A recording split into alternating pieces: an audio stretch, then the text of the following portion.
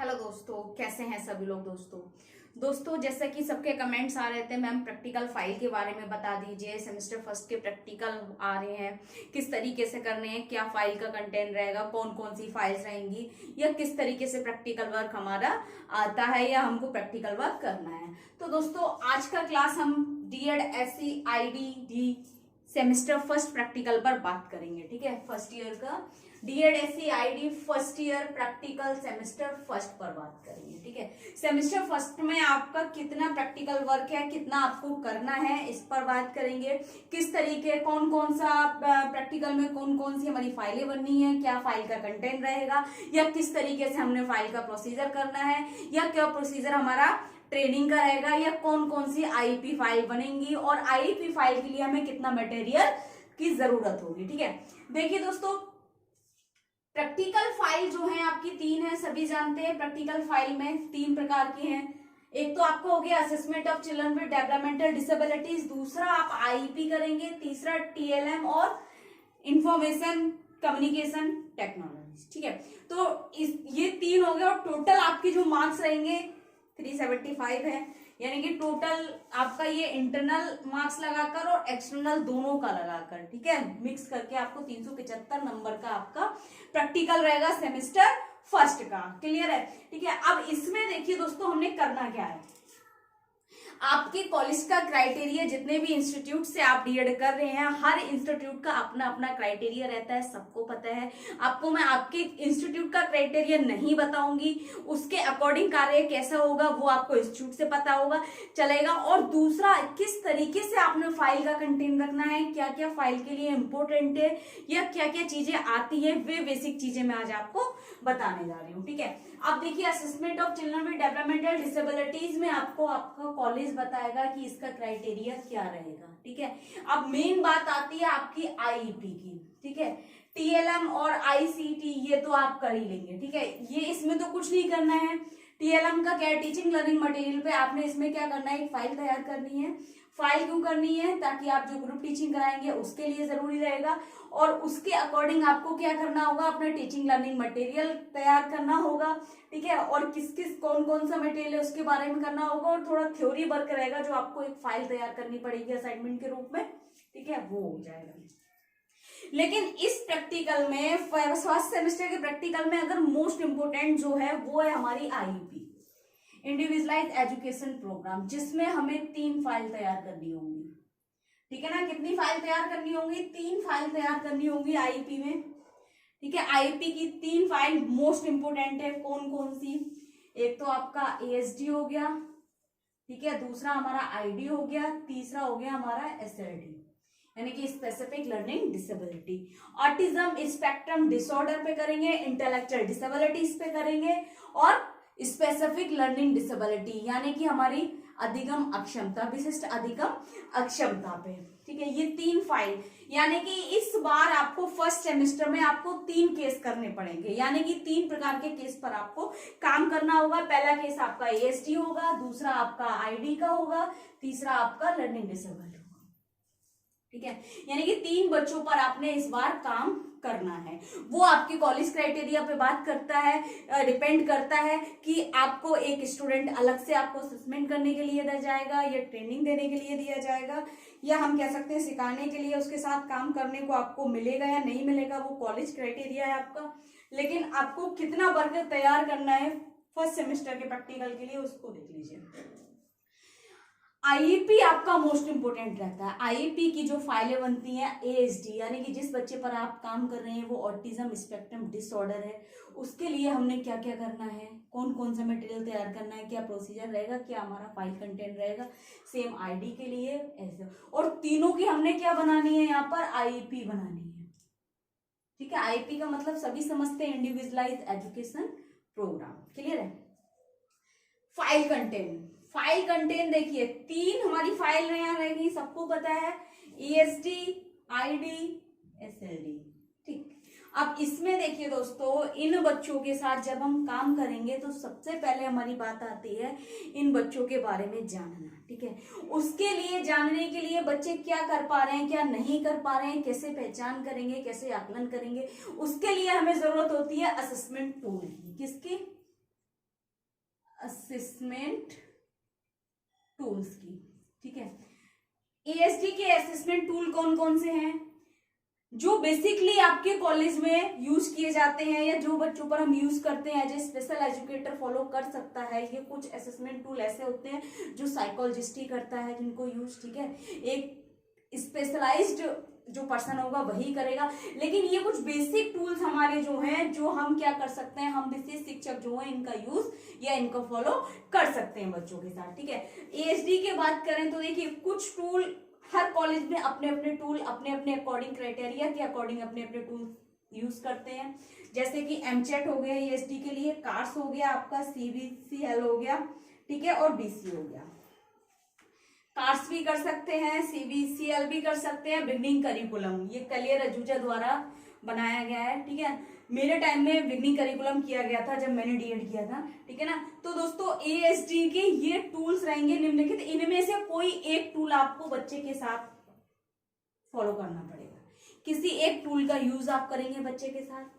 ID में भी यही रहेगा, बेसिक एमआर रहेगा आपका, एमडीपीएस रहेगा, एफएससीपी रहेगा, उपनियम हो जाएगा, इसमें पोटेज भी आ जाएगा, आरंभ भी आ जाएगा। ठीक है, अब बच्चे के लेवल के अकॉर्डिंग कोई भी ले लेंगे, जैसे बच्चे का आयु स्तर होगा, ठीक है, उसके अनुसार आप किसी भी टूल का, कोई एक आपका कॉलेज होगा जो कॉलेज आपको किसी एक टूल को फॉलो करने के लिए आपको ऑर्डर देगा, वो आपके कॉलेज क्राइटेरिया के अकॉर्डिंग होगा।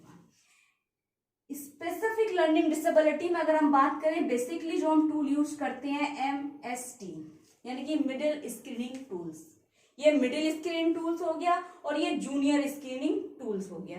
ये दो टूल है जिनका हम यूज करेंगे, दोनों में से आपको एक टूल यूज करना होगा जो आपका कॉलेज आपको बताएगा।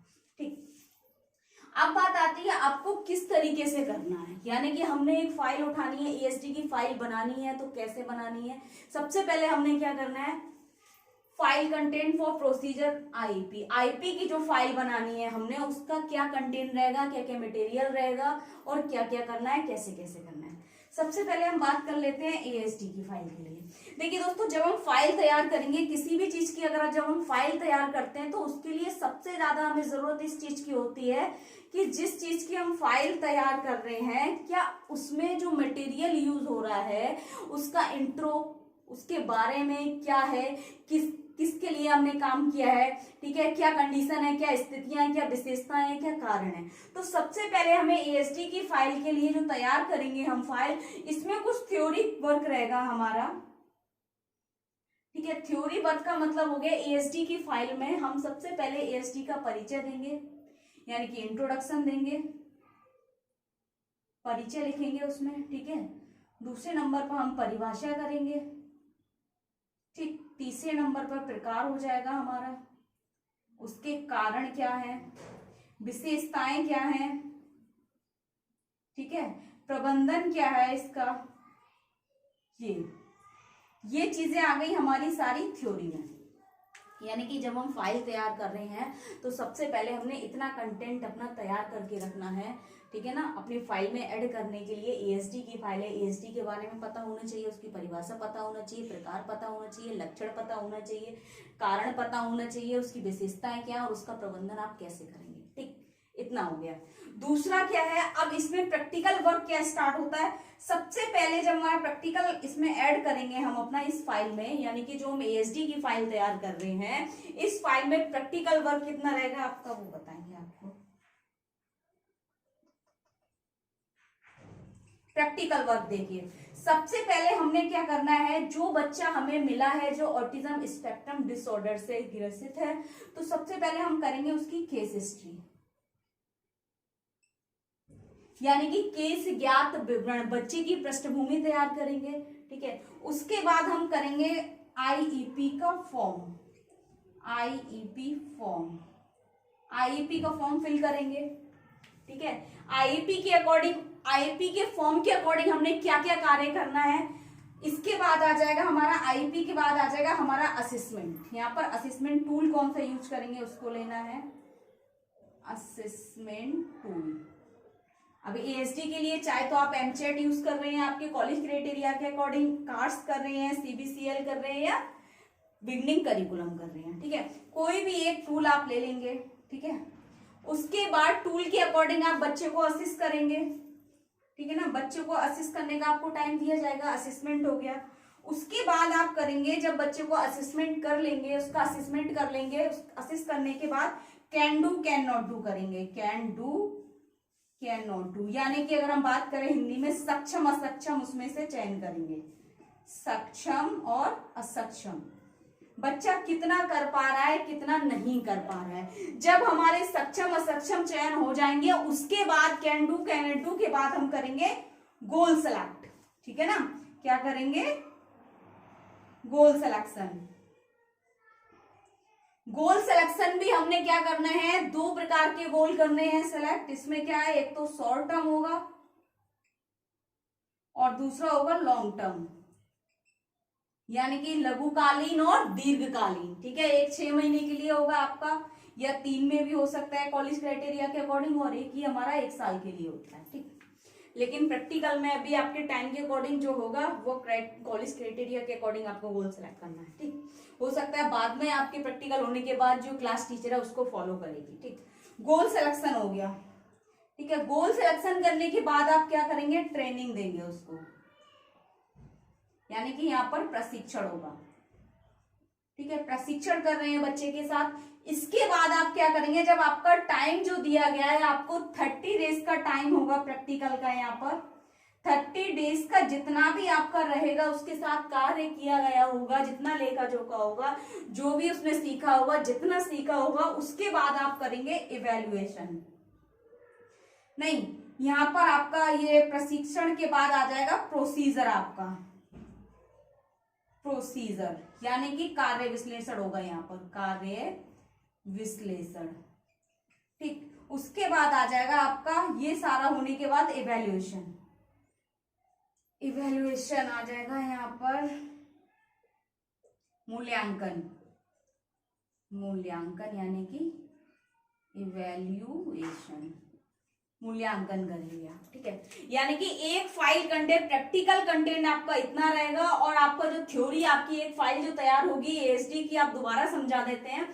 पहले आपका इंट्रोडक्शन हो गया, डेफिनेशन हो गया, टाइप्स हो गया, कॉजेज हो गए, कैरेक्टरिस्टिक्स हो गए, और उसका मैनेजमेंट हो गया। ठीक है, अब प्रैक्टिकल वर्क में आपको आईईपी की फाइल में क्या क्या इसमें ऐड करना है, आईईपी में केस हिस्ट्री लेनी है बच्चे की, आईपी फॉर्म फिल करना है, उसके अकॉर्डिंग असेसमेंट टूल यूज करना है, असिस्ट करना है, उसके बाद can do can not do करने हैं आपको, गोल सिलेक्शन करना है, फिर क्या करेंगे, ट्रेनिंग देंगे, ट्रेनिंग के टाइम पे आपको प्रोसीजर उसके तैयार करने हैं, और उसके बाद उसका इवेल्युएशन करना है। इवेल्युएशन के टाइम पर आपका ये पूरा प्रैक्टिकल वर्क यहाँ पर एक फाइल का खत्म हो जाता है। तो इस तरीके से आपने फाइल तैयार करनी है, और इतना मटेरियल हमारा एक फाइल के लिए सफिशिएंट रहता है। ठीक है, क्योंकि कोई भी कॉलेज क्राइटेरिया होगा, ऐसा नहीं है कि वो मटेरियल को कम करेगा, मटेरियल कम नहीं करेगा, मटेरियल चेंज कर सकता है। हो सकता है किसी कॉलेज में एमचेट यूज हो रहा है, किसी में कार्ड्स यूज हो रहा है, किसी में सीबीसीएल यूज हो रहा है, या किसी में बिगनिंग करिकुलम यूज हो रहा है, वो चेंज हो सकता है, लेकिन मटेरियल उसका वही रहेगा। मटेरियल चेंज होगा लेकिन कम नहीं होगा। तो जो आपका एक तरीका रहेगा फाइल बनाने का, इसी तरीके से रहेगा। सेम इसमें भी यही करना है आपको, आईडी की फाइल में भी और लर्निंग डिसेबिलिटी की फाइल में, एलडी की फाइल में भी। ठीक है, बस क्या होगा, आपके यहाँ पर टूल्स चेंज हो जाएंगे। ठीक है, आईडी के अकॉर्डिंग बच्चे के जो आप उसका लेवल होगा, उसकी एज होगी, एज के अकॉर्डिंग हो सकता है बेसिक एमआर यूज हो, अगर बहुत ज्यादा छोटी एज है उसकी चाइल्ड यूज का है तो यहाँ पर एफएसीपी यूज हो सकता है। ठीक है, सेम क्राइटेरिया यही रहेगा, यानी कि फाइल कंटेंट जो रहेगा, फाइल मटेरियल रहेगा आपका इस तरीके से रहेगा। और इसके अलावा भी अगर आपको कुछ समझ नहीं आ रहा है, इसमें कुछ डाउट लग रहा है, कुछ गलत लग रहा है, या कुछ पूछना है, तो आप कमेंट बॉक्स में जाकर कमेंट कर सकते हैं। ज्यादा से ज्यादा वीडियो लाइक कीजिए, चैनल को सब्सक्राइब करें, बेल आइकन को प्रेस कर दें, ताकि नेक्स्ट आने वाली क्लास आप तक पहुंचती रहे। दोस्तों, थैंक यू सो मच। और इससे रिलेटेड आपको जो आपकी जरूरतमंद जो क्लासेस होंगी, आपका जो टॉपिक रहेगा, या आपके जो क्वेश्चंस रहेंगे आपके प्रैक्टिकल से रिलेटेड, वो आपको क्लासेस टाइम पर मिलती रहेंगी। Thank you so much.